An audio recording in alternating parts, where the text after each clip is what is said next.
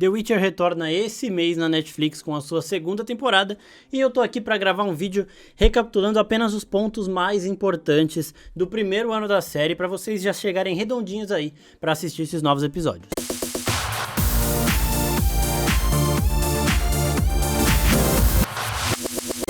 E aí, seus geeks, tudo certo? Eu sou o Marcos Veloso e o vídeo de hoje é um vídeo sobre The Witcher. É uma recapitulação só dos pontos mais importantes do universo de The Witcher que a gente viu na primeira temporada da série. Isso pra vocês já se prepararem pro segundo ano aí e chegar com tudo redondinho. Antes de eu começar a falar sobre isso, eu quero pedir pra todo mundo se inscrever no nosso canal e curtir esse vídeo aqui e mandar pros seus amigos que gostam do universo de The Witcher, assistiram a primeira temporada e querem estar preparados aí pra esse segundo ano. Uma outra coisa também, eu quero avisar que a gente fez análise do último trailer de The Witcher, tá aqui em cima linkadinho. Assiste aí também pra ver todos os mistérios e segredos que a gente já teve aí nesse trailer final. É muita coisa que dá pra perceber do que vai rolar na segunda temporada. Antes de eu começar a falar do resumo aqui mesmo pra vocês, tem que lembrar que uma coisa que incomodou muita gente é que a primeira temporada da série, ela não segue uma linha, uma ordem cronológica assim, linear, né?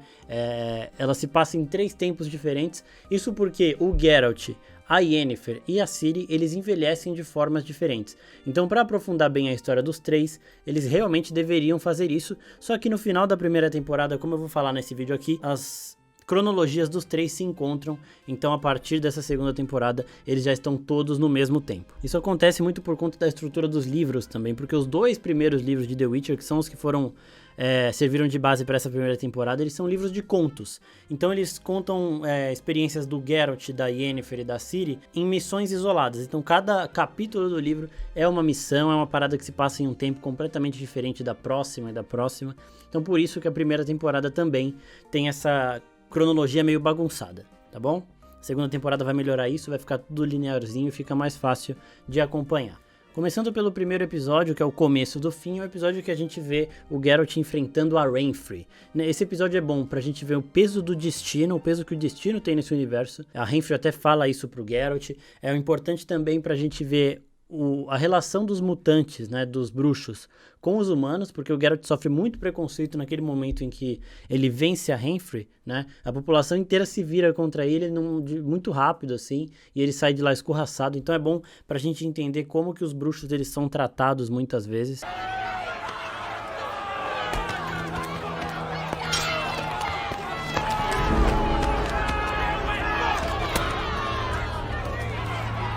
Também é bom pra gente ver os princípios do Geralt. Não é porque um bruxo ele caça monstros que ele vai caçar qualquer tipo de monstro, né? E que também tem pontos de vista diferentes de o que é um monstro e o que não é. Então esse primeiro episódio mostra o Stregobor ali pedindo pro Geralt caçar a Renfri porque ele considera ela um monstro, mas o que o Geralt considera monstro são coisas diferentes. Então a gente já vê aí que ele tem um princípio, mas também vemos que ele comete erros, né? Que é o que acontece no final quando ele luta com a Renfri. E aquela luta é muito boa pra gente ver que a ação da série vai ser foda, né? Aquela luta dele contra os capangas da Renfri, contra ela mesmo, é uma sequência ali sensacional, e aquilo já dá o tom da série no sentido de ação também.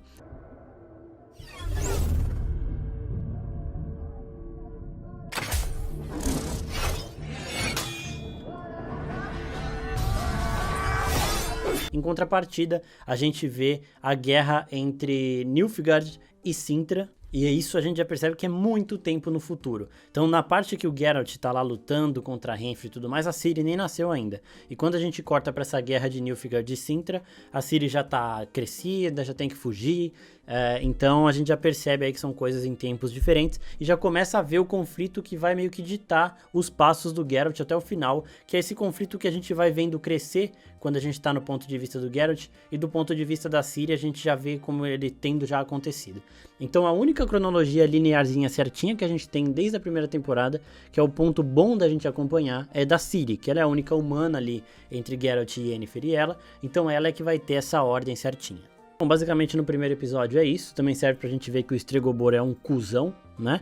E aí a gente já chega no segundo episódio, que se chama Apenas 4, que é o que fala um pouquinho lá da formação das feiticeiras, né? Que nem todas elas conseguem passar nos testes ali da Aretusa, que é aquela escola de feiticeiras. A gente vê os poderes, as magias ali que a Yennefer usa, a gente vê como essa magia desperta em cada pessoa. Então a gente começa a aprender um pouquinho mais desse lado místico do universo de The Witcher e vê muito do lado da Yennefer, como ela foi se tornando aquela feiticeira poderosíssima que ela é. O Do ponto de vista do Geralt, a gente vê ele conhecendo o Jaskier e também entendemos um pouco como funciona a relação entre os humanos e as outras espécies que habitam o mundo de The Witcher. Para quem não se lembra, tem anão, tem elfo, e esses anões e elfos chegaram à Terra muito antes dos humanos, só que os humanos eles dominaram tudo e eles perseguem esses elfos e esses anões. E isso é importante da gente notar porque vai ter uma forte influência na segunda temporada. Então os elfos e os anões eles são oprimidos pela humanidade, então eles têm que viver fugindo,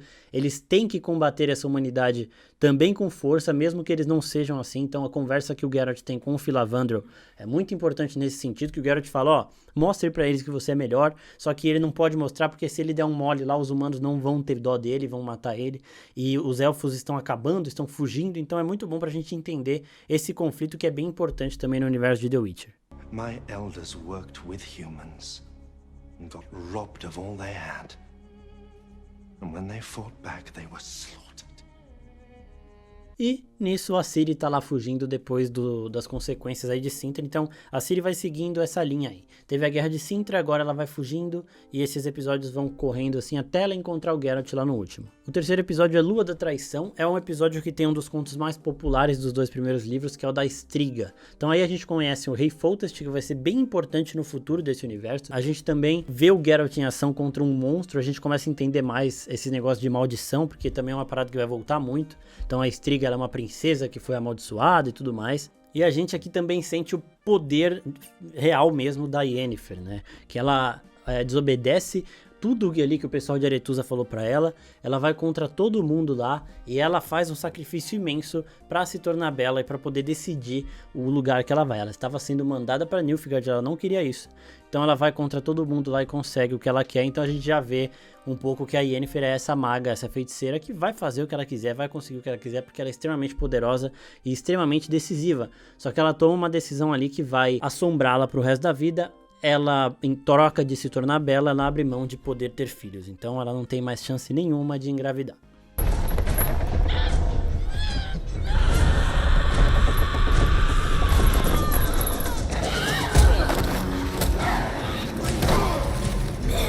No episódio 4, Banquetes, Bastardos e Funerais, é o episódio que a gente vê Geralt com o núcleo de Cintra pela primeira vez. Então, se no primeiro episódio a gente viu já Cintra apanhando com Nilfgaard, aqui a gente vê o começo dessas animosidades entre os reinos. A gente vê Nilfgaard mandando um dos seus príncipes lá para tentar casar com a mãe da Ciri, e a gente vê também Peregrine of Nilfgaard.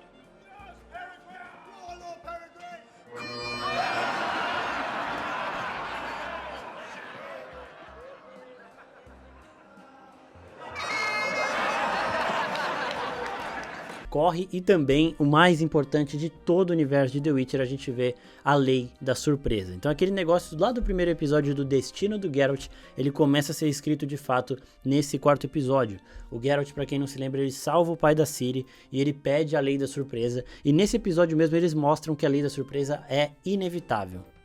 Lioness of Cintra, that I come to claim what is rightfully mine. Pavetta, by the law of surprise. The law of surprise has been called. You kill them?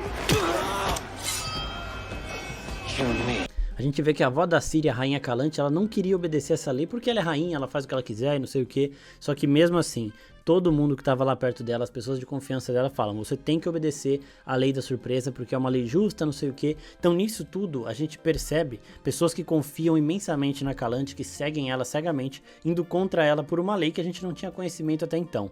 E ali naquele momento o Geralt evoca essa lei da surpresa aí com o pai da Ciri, né, porque ele tinha salvado a vida do pai da Ciri.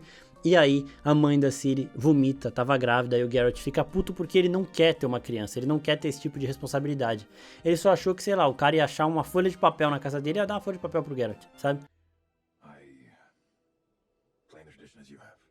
The law of surprise. Give me that which you already have, but do not know. No! What have you done, Witcher? Fear not, your majesty. If I'm seen in your kingdom again, it will be to kill a real monster, not lay claim to a crop or a new pup. Destiny can go.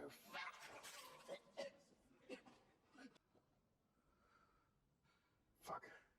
E aí os caminhos do Geralt e da Ciri se entrelaçam pela primeira vez com a Ciri ainda na barriga da mãe dela. Do lado da Yennefer a gente vê ela usando os poderes dela, ela já como uma feiticeira já consolidada, mas a gente vê também aquele desejo dela de ser mãe. Ela tenta salvar um bebê de tudo, de todos lá. Ela é extremamente poderosa, mas ela não consegue ser mãe. E aqui a gente começa a ver como essa escolha dela no passado faz ela se sentir mal aqui. E, embora seja um episódio de diferença pro outro, esse passado faz muito tempo. Acho que ela fala lá que ela tá há décadas nesse reino, né? Então, tipo, deve fazer, eu sei, uns 30, 40 anos que ela vive com isso na cabeça. Pra quem não sabe, as feiticeiras, elas mantêm a forma delas física, né? Então elas meio que não envelhecem aparentemente. E os bruxos, eles envelhecem muito mais devagar. Então por isso também que essas linhas cronológicas, elas caminham de forma diferente. E no caso da Ciri, ela continua fugindo e entra em Brokilon, que é aquela floresta mística e tudo mais. A gente vai vendo um pouquinho mais dos poderes dela, porque ela bebe a água delas e nada muda. Então a gente já vai entendendo que a Ciri tem algo de especial. Passando pro quinto episódio, Desejos Reprimidos, é o episódio do Jin, né, do feiticeiro, que é o episódio que o Geralt e a Yennefer se encontram. Então nesse momento, vamos supor que a linha cronológica do Geralt, ela tava, sei lá, 50 anos no passado, supondo só, tá, gente? E a da Yennefer tava 70 anos no passado. Nesse quinto episódio, as duas linhas se encontram e a partir daí, a linha do tempo da Yennefer e do Geralt vai caminhar junto. E a da Ciri tá um pouquinho na frente. Aí quando os três se encontrarem, as linhas dos três caminham juntos, que isso acontece só no último episódio. Então esse episódio é bom pra gente ver principalmente como o Geralt e a Yennefer se conhecem e por que a relação deles é tão conturbada. I thought you'd have fangs or horns or something. I had them filed down. Passando pro sexto episódio, a gente tem mais da relação do Geralt com a Yennefer e até o Jaskier aqui no meio, que é o melhor amigo do Geralt, ele não gosta muito da Yennefer e tudo mais. And then the first one I meet I can't get rid of. I'd say something strange was afoot, but then again, witches are bound to bump into monsters eventually. Yes, Gio. Yennefer? The crow's feet in you. Yeah, well, your jokes are old. É o episódio do Dragão Dourado, pra quem não se lembra, e ali a gente vê de novo os princípios do Geralt. Ele não vai matar um dragão, porque isso também vai contra os princípios dele. Ele não vai matar aquela criatura que... Tinha uma criaturinha lá que o Jaskier acha quando ele vai fazer xixi. E aí aquele cara que tá junto com a Yennefer mata ele, e o Geralt fica meio que incomodado com isso. Ele fala, era só gritar que ele ia embora, dar comida pra ele que ele ia embora. Então a gente vê que o Geralt não mata por matar. Ele mata criaturas realmente que não tem salvação. No caso da Striga, por exemplo, lá do terceiro episódio, ele sabe que tem como salvar e ele vai lá pra salvar porque tinha um humano ali embaixo, né? Então não era só um monstro, era um monstro que tinha uma salvação. Então a gente já vai percebendo que o Geralt, ele tem os princípios dele lá e é aquele negócio. Por mais que falem que bruxos não têm sentimentos, eles têm sentimentos sim e são muitos. E aqui... a gente tem mais dessa conturbada relação do Geralt com a Yennefer, porque ela quer ter filho e não pode. O Geralt sabe que a Ciri tá lá esperando ele, mas ele não quer, então eles ficam nessa, tá ligado? E isso vai aumentando cada vez mais e aqui eles meio que dão uma rompida. I didn't need your help! Like fuck you didn't. And you fled about like a tornado, wreaking havoc. And for what? So you can have a baby. O episódio 7 já é com as linhas temporais ali dos três quase se juntando, elas já estão separadas aí por questão de dias, simplesmente. Então o Geralt volta pra Cintra quando ele vê aquela guerra de Nilfgaard chegando perto de começar. Então ele vai lá pra Cintra e fala, ó, eu não queria a lei da surpresa, mas essa menina tá correndo perigo e eu tenho que protegê-la. Então a gente já vê que ele se importa com a Ciri, ele sempre se importou. E ele também, mesmo que ele seja um pouco incrédulo em relação a essas paradas de lei da surpresa, de destino e tudo mais, ele quer proteger essa criança. E a gente vê a prepotência da Calante, a rainha, né? Prepotência que resultaria isso na morte dela que a gente viu lá no primeiro episódio. I'm here to protect the girl. Who I've raised as my own. Why would I give my only heir to someone who never cared enough to come back for her? E aqui é bom pra gente ver principalmente esses caminhos finalmente chegando pra se juntar. Então as três histórias que a gente foi acompanhando de forma desconexa no primeiro e segundo episódio, a do Geralt e a da Yennefer se juntam no quinto, e a do Geralt e da Ciri e da Yennefer, dos três juntos, elas começam a se juntar nesse episódio, e aí nós chegamos no episódio 8. O episódio 8 se chama Muito Mais porque é o que o Geralt fala pra Ciri quando ele encontra ela. Eu sou seu destino, Geralt. E o Geralt fala, não, você é muito mais. Então, tipo, não é porque ele pediu a lei da surpresa e ela era a lei da surpresa, a Ciri, que o Geralt estaria com ela. Nesse episódio eles se encontram, ele abraça ela porque ali ela é uma filha pra ele. Ele vai cuidar dela, independente de ser lei da surpresa ou não. Ele tem um carinho e alguma coisa por essa criança que ele nem sabe o que é. Então o destino dos dois, eles estavam amarrados, tipo um imã, assim, que vai puxando o caminho dos dois pra perto, né? E em contrapartida, a Yennefer tá lá enfrentando o exército de Nilfgaard que já tinha passado de Cintra. Eles não podiam subir mais ao norte, porque senão ia dar muito ruim. É porque eles conseguem segurar até os exércitos chegarem, e o exército que chega é do rei Foltest, aquele rei que devia pro Geralt, aquele rei que aprendeu com o Geralt, né? Então, e que aprendeu também com a atriz, que era uma feiticeira. O Geralt encontra a Ciri, a Yennefer tá no mesmo tempo deles, mas os três ainda não se encontraram, e chegamos no momento em que a temporada acaba. Então aqui o que temos que entender é, o destino corre muito nesse universo, e existe o reino de Nilfgaard como grande ameaça para todo o resto, e também os humanos caçando outras raças, de elfos, de anões e tudo mais. Então esses são os conflitos principais que a gente tem que ver aqui. E outra coisa bem importante da Ciri também é que a gente vê que Cintra era um reino bem, valioso. Então, como ela é a única herdeira viva desse reino, ela vai ser caçada na segunda temporada. Então a gente tem que entender os motivos das pessoas quererem tanto ela. Você ter a Ciri com você te dá a legitimidade do trono de Cintra, que é um trono crucial para você dominar aqueles reinos que Nilfgaard quer chegar. Nilfgaard já tá em Cintra, eles já mataram a Rainha Calante e tomaram o castelo, isso a gente vê, mas eles querem ter um peso maior nas decisões lá dentro, querem conquistar o povo e nada melhor do que tendo a Ciri junto com eles. E os outros reinos vão caçar a Ciri para impedir que o Nilfgaard tenha ela, porque se Nilfgaard conseguir conquistar o povo de Cintra, eles vão ficar extremamente poderosos e vai ser muito difícil de pará-los. Então a segunda temporada vai focar muito nisso, em todo mundo caçando a Ciri e o Geralt e a Yennefer tentando proteger a Ciri e treinando ela, ensinando ela. E em contrapartida, uma outra coisa que acontece também, que tem muitos conflitos, essa relação de opressão da humanidade com os elfos, com os anões e com os inumanos, que são assim que os humanos chamam eles. Espero que vocês tenham gostado, a gente vai fazer mais vídeos de The Witcher falando das expectativas para essa segunda temporada, então já ativa o sininho da notificação para você não perder nada, e segue essas outras redes sociais aqui, porque lá no Insta a gente tá fazendo os posts informativos de The Witcher também, assim você fica por dentro de tudo desse universo, porque a gente vai falar bastante dele, eu sei que vocês gostam, e aqui é o lugar certo para vocês conhecerem tudo do mundo de The Witcher. É isso pessoal, muito obrigado e até a próxima, tchau tchau.